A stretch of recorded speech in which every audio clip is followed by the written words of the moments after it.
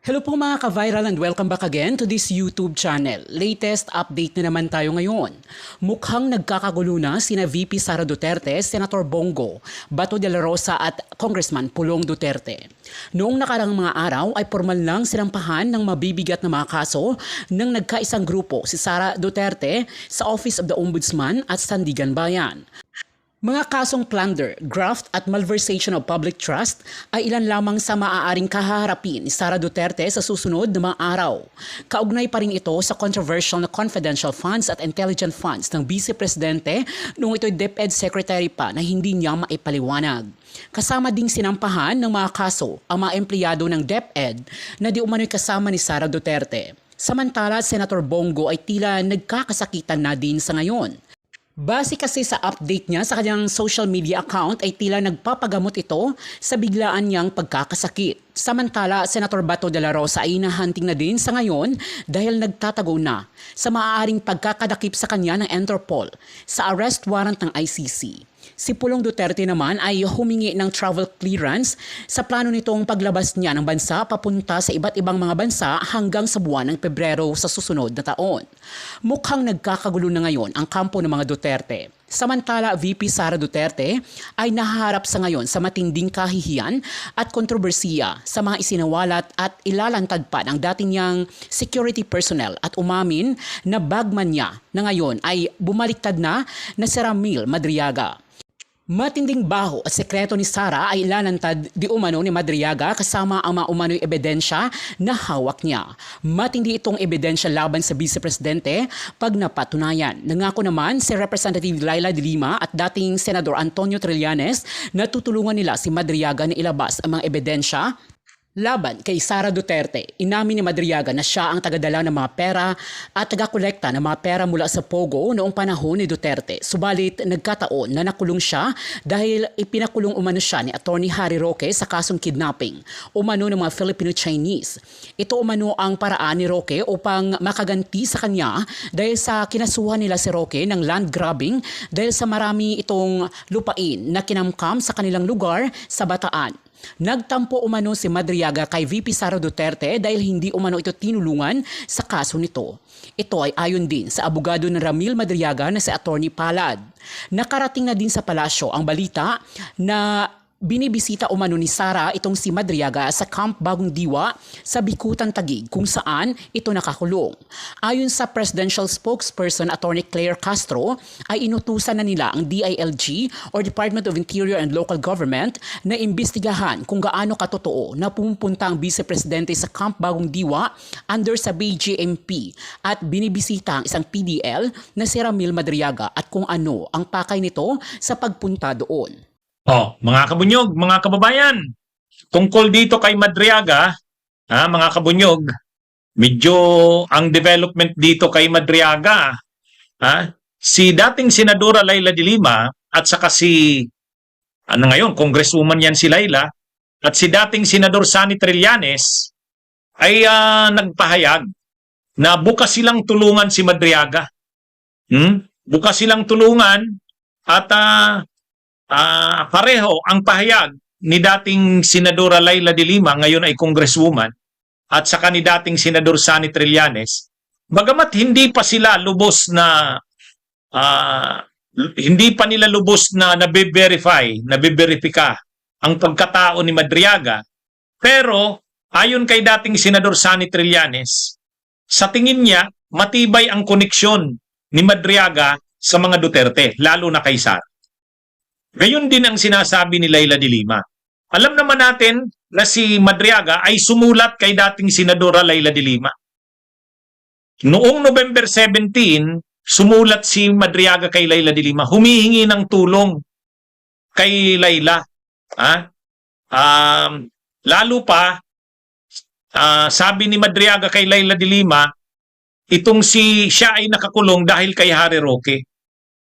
Si Harry Roque, ginawan siya ng paraan umano na makulong dahil kinasuhan nila si Harry Roque ng land grabbing sa Bataan.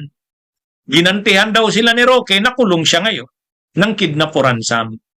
So ngayon, dahil sumulat si Madriaga kay Leila de Lima noong November 17, December 8, yun, may mga pizza tayo, December 8, bumisita si Laila de Lima sa kulungan ni Madriaga. 2 oras daw halos doon si ngayon, congresswoman na, si Laila de Lima. 2 oras doon. At sabi ni Laila de Lima, sa pakikipag-usap niya kay Madriaga, marami nga itong nalalaman. Sabi ni Laila de Lima, maraming alam, lalo kay Sara at sa mga Duterte. Ha? Kaya lang, sabi ni Laila de Lima, hindi naman daw pinakita sa kanya nung pag-uusap nila yung mga ebidensya, pero sinabi daw sa kanya na mayroon. At naniniwala siyang mabigat ang mga ebidensya ni Madriaga kay Sara Duterte. Kaya, ang rekomendasyon ni Laila de Lima, seryosohin ng ombudsman at ng Kamara ang mga sinasabi sa affidavit ni Madriaga. Kaya yun, kumbaga mga kabunyog, sabi ni Laila de Lima, hindi niya naman pa nabe-verify yung buong pagkatao ni Madriaga, pero nakausap niya na ito at sa pag-uusap nila, 2 oras silang nag-usap, pinuntahan niya, binisita niya sa kulungan. Naniniwala siya na maraming ang alam ito kila Sara. Pero kung ano-ano ang mga alam nito, ano-anong mga ebidensyang hawak nito, hindi niya pa raw nakita. Pero bukas siyang tulungan ito. Pero kung na-verify niya na ba ang pagkatao nito? Hindi pa. Hindi pa. Kaya lang, ang sinasabi ni Laila de Lima, dapat bigyang importansya ito ng ombudsman. Bigyang importansya din ito ng House, ng Kamara. Kaya yung sinasabi ni Congressman Bene Abante ng House Committee on Human Rights na posibleng bumuo uli ng Quadcom 2.0, imbestigahan itong si Madriaga, gawing resource person, tama yon, sabi ni Laila de Lima. Suportado niya yon. Gayon din yung ombudsman. Dapat i-consider ng ombudsman na posibleng maging testigo ito si Madriaga laban kay Sara Duterte. Ayan mga kabunyog, ano? Si Trillanes naman. Si dating Senador Sani Trillanes, ganito naman ang pagkakasabi niya. Hindi pa siya lubos na nagsasabing katiwala o mapagkakatiwalaan si Madriaga. Sabi ni dating Senador Sani Trillanes, hindi niya pa na-verify ang pagkatao nito, pero on the process na daw sila ng pag-iimbestiga sa pagkatao nito. Ayaw ni dating Senador Sani Trillanes na sabihin na, mapagkakatiwalaan yan kasi hindi niya pa nga. Ay, siyempre, alam naman natin si Trillanes, ano yan, dating PMA, dating official ng Navy.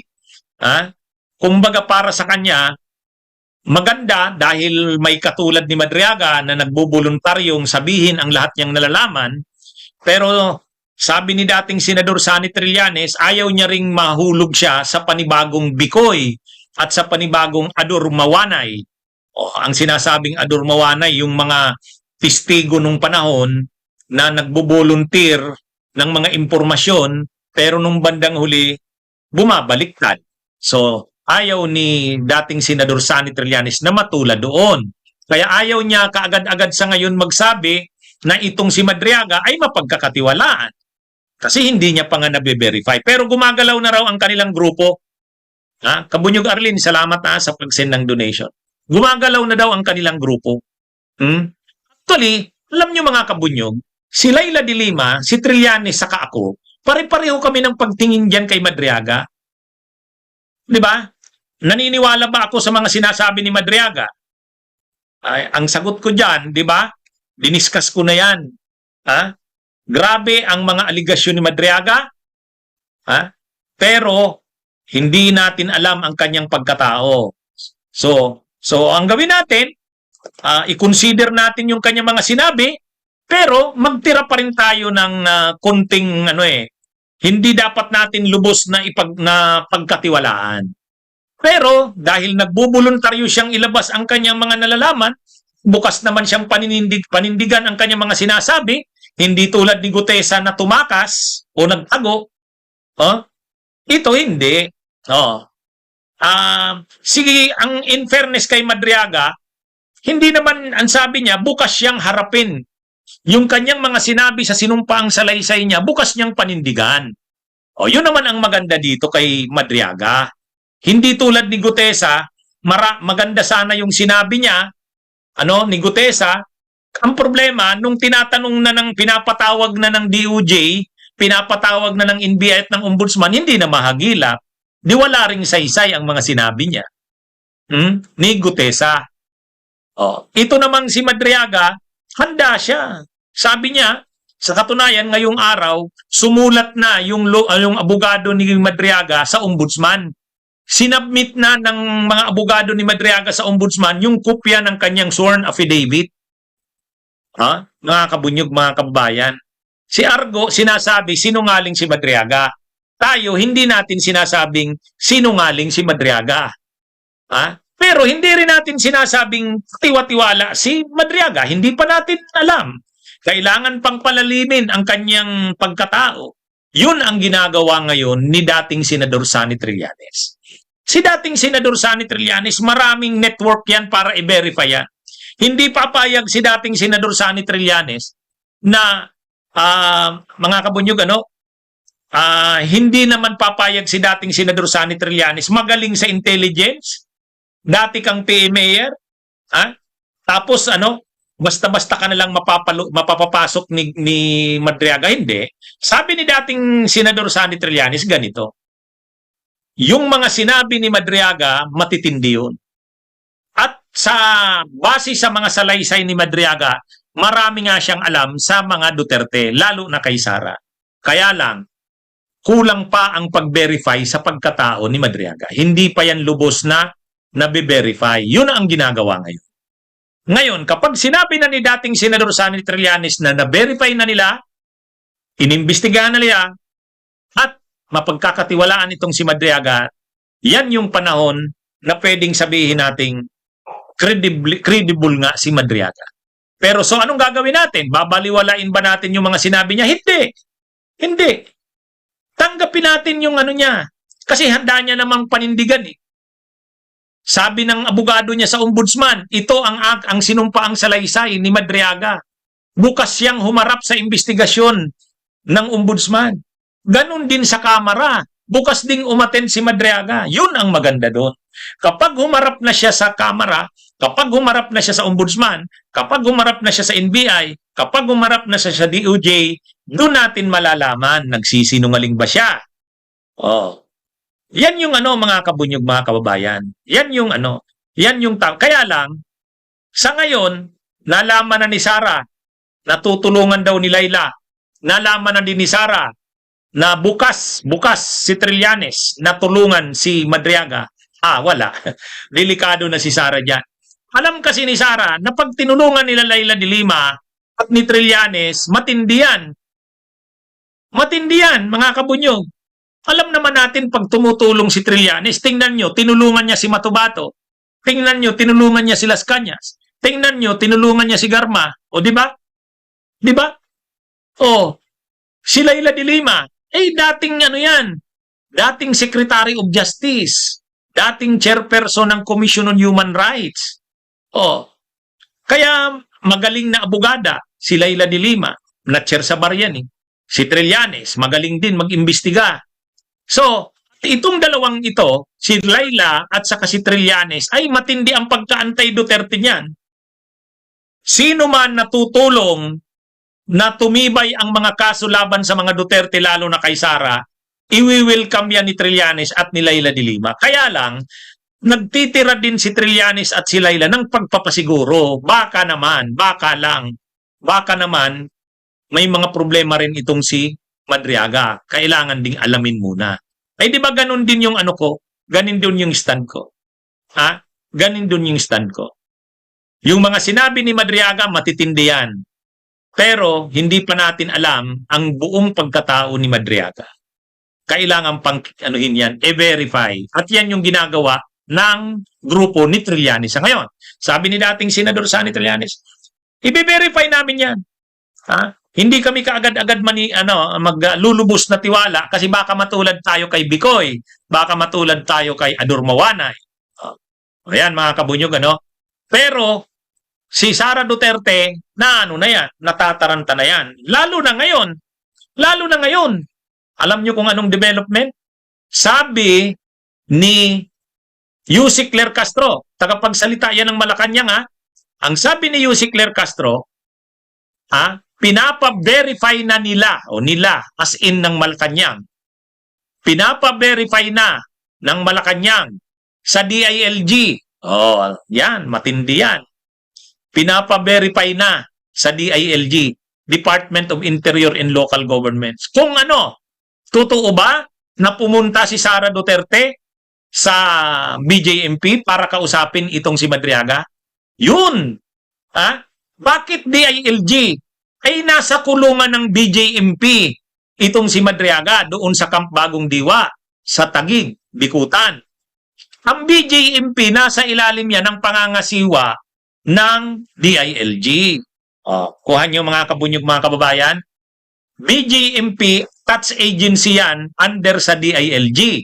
Kaya yung BJMP, kung saan nakakulong itong si Madriaga, mga kabunyog, ay under sa DILG, kay Rimulya, kay Junbic.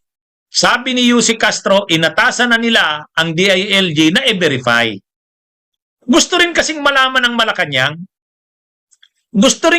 Malacanang, totoo ba na si Sara Duterte, Vice President ng Pilipinas, ay pumupunta sa BJMP sa Camp Bagong Diwa? Maalalaman natin yan. Pag nag-report na ang DILG at sinabing totoo, pumupunta nga si Vice President Sara Duterte sa sa Camp Bagong Diwa, sa Taguig, Bikutan, at ang sadya ay bisitahin itong si Madriaga, patay. Yun, malalaman natin yan. Kaya, imaginin nyo ngayon, gumagalaw na ang Malacanang, pinapa-verify na sa DILG, gumagalaw na rin sila Trillanes, gumagalaw na rin sila Leila de Lima. Ay, kapag mayroong ganyang suporta si Madriaga, suportado siya nila Trillanes, suportado ni Leila de Lima, suportado ng Malacanang, wala na. Wala na yan, mga kabunyog, mga kababayan. Lalakas ang loob na niyan ni Madriaga, magsasalita na yan. Magsasalita na yan ng lahat niyang nalalaman. Dati kasi, kailan ba nakulong itong si Madriaga? 2022 August. Ang 2022 August, kalakasan ng Duterte. Paano siya nakulong? Hindi na pala kalakasan, sorry. Kinasuhan siya ni Roque. Kinasuhan siya ni Roque ng kidnapping. Pagkatapos, siyempre, February kasi 2022, kinasuhan nila Madriaga si Roque sa ombudsman. Ang problema, February 2022, presidente pa si Duterte. Malakas pa si Roque. Pangalawa, ang ombudsman pa si Martires. Kaya wala. Kumbaga, alam ni Madriagang mabigat ang kalaban. Si Roque ang kalaban niya. Si Roque. February 2022, kinasuhan niya si Roque. Land grabbing. Hindi umubra ang kaso niya kay Roque. Bakit hindi umubra? February 2022, presidente pa niyan si Duterte. Pangalawa, ang ombudsman niyan, Martires. Ngayon, pag August 2022, malakas pa rin si Roque sa gobyerno. Kasi August 2022, kae-elect pa lang ng Marcos at Duterte, magkakampi pa ang Marcos at Duterte. Labas-pasok pa si Roque sa Malacanang. 2022 August. Kaya nung August 2022, mga kabunyog, kinasuhan itong si Madriaga ni Roque. Si Roque yung abogado ng mga Pilipino-Chinese na di umano'y kinidnap ni Madriaga. Pero sabi ni Madriaga, gawa-gawa lang daw yun. Diyan siya ngayon humihingi ng tulong kay Leila de Lima. Tulungan siya. Sabi naman ni Leila de Lima, pag-aaralan nila ang kaso ni Madriaga. Yan mga kabunyog. Kaya, itong si Madriaga, lalakas ang loob niyan ngayon na sabihin ang lahat niyang nalalaman. Bakit? Una, nandyan si Leila. My first privilege speech, LLDA, Laguna Lake Development Authority. Ang first privilege speech ko, I see the Laguna Lake, I see the authority, my manager. Where's the development? Same thing. We've never passed, meron model. Gawin mong LLDA parang BCDA. Bigay mo yung tamang powers at tamang pera. Yun ang problema po. We've seen the success of the K-12 in the first few years. We've seen its challenges before the pandemic, pero nung nagka-pandemic, we can't rewind anymore. So ang choice lang talaga natin ngayon is to either magbawas ng 1 or 2 years, or, as you said, how do you deal with crisis? You don't just let it pass. There's something you do proactive. So happy na tayo dahil so the 1 trillion this year 1.3 trillion. 1.3 is how much more than last year? 400 billion more. I think it's More or about less. 400 billion more. So it's substantial. Yes. Diba? But ako kasi ang estimate ko, ang 2.5 trillion to 3 trillion payat pa rin. For education, Mr. President. Kasi simple lang, kung ang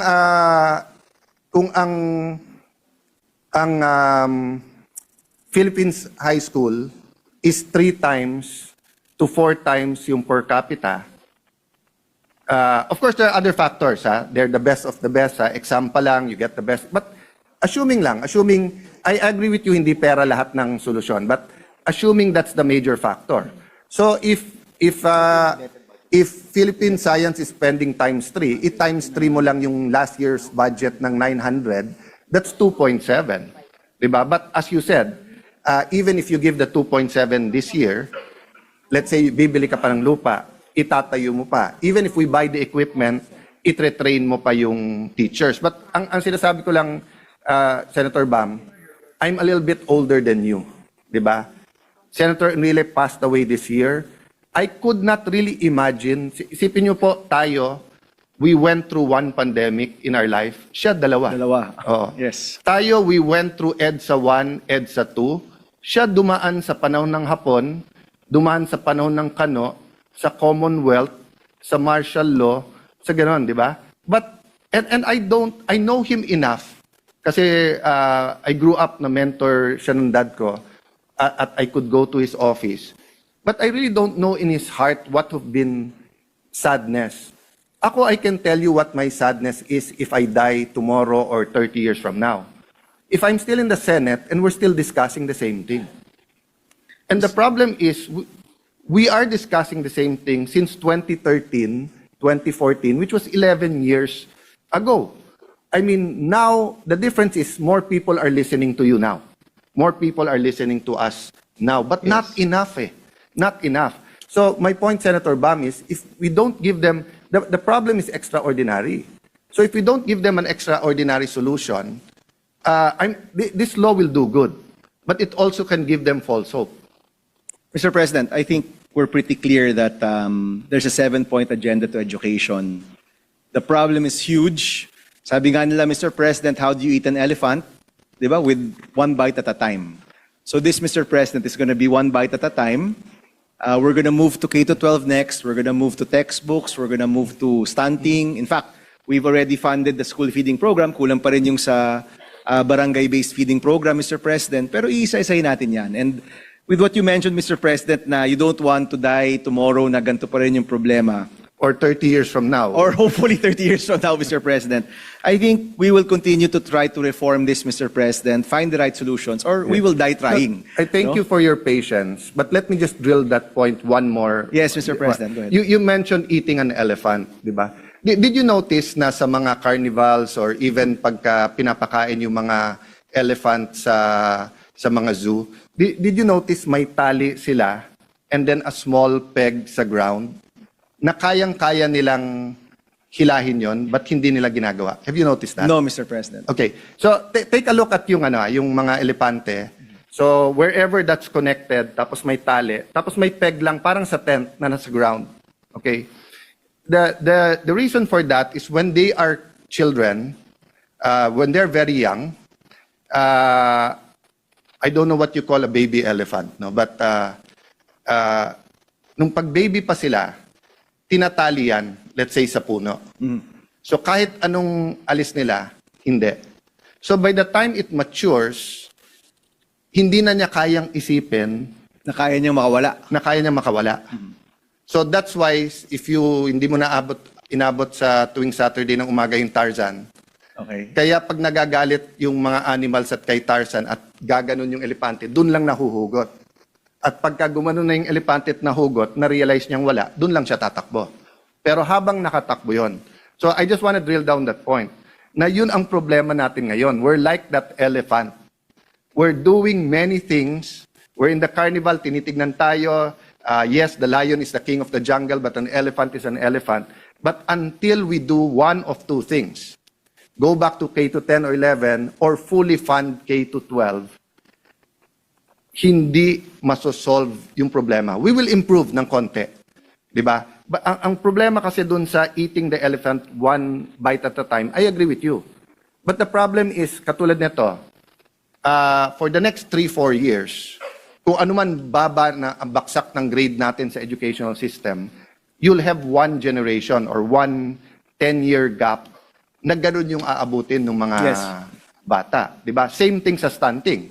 So kung ngayon 27% ang prevalence, if we don't do something radical in 2026, and I don't see that in the budget for 2026, kung bumaba man, maging 25, 1 out of 4, masa-stunt.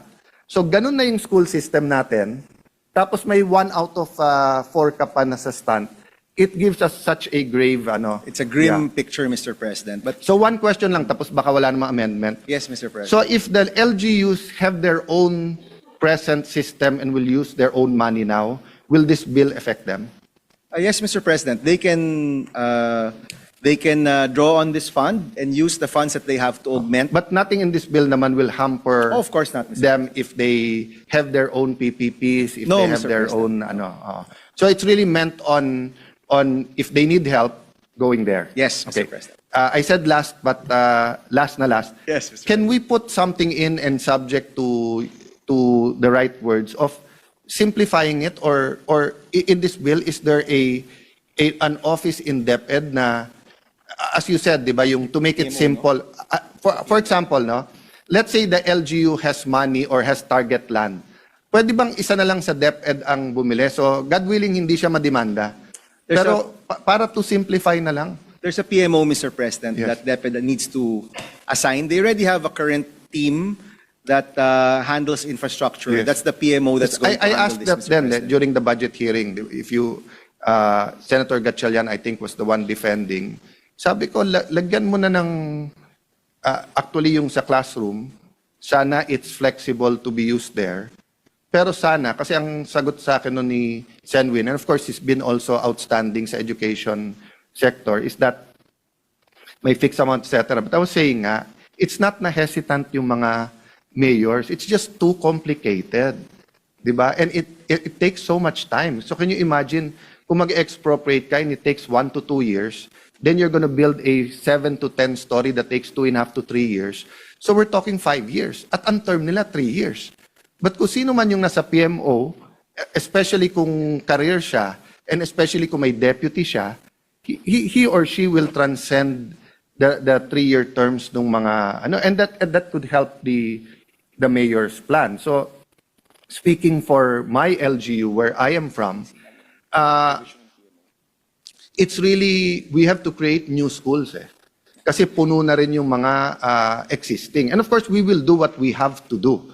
What I'm saying is that, imagine if we identify 3 places, but yung sa does that no? I mean, I don't know if it's just, or something very powerful sa declaration of policy, putting not only the onus but the hope in the PMO, in the Department of Education na to put up, I think if you say naman put up new schools, included na dyan yung ng land. But I just wanted to end by saying na those are the 2 things that we have to do in parallel. Dun sa mga rural na malalaki pa rin ang lupa, help the principals there, the supervisors, plan them. I was a teenager when I started going to Cebu because my dad was EPSA administrator in 1984-85. So I was 13, 14 years old. Walang tao sa Mactan. And I really fell in love with Cebu until now, no? Unfortunately, in terms of urban planning, despite many great planners like Lito Osmeña there, kung ano nangyari sa Metro Manila, nangyari din sa kanila sa planning, etc. So, that's my other fear, di ba? Is that if I die tomorrow or 30 years from now, yung schools sa mga rural na napakaganda, and when I say rural, not necessarily bundok or island. I mean, there are places in Calabarzon, in Quezon, in Bicol na ang gaganda pa ng schoolyards, di ba? But then, sabihin, ma'am, 3 hektarya ka naman eh. Bigay na natin sa housing yung kalahating hektarya, which is valid. O ma'am, gawan na natin ng gym yan para sa barangay, ganyan.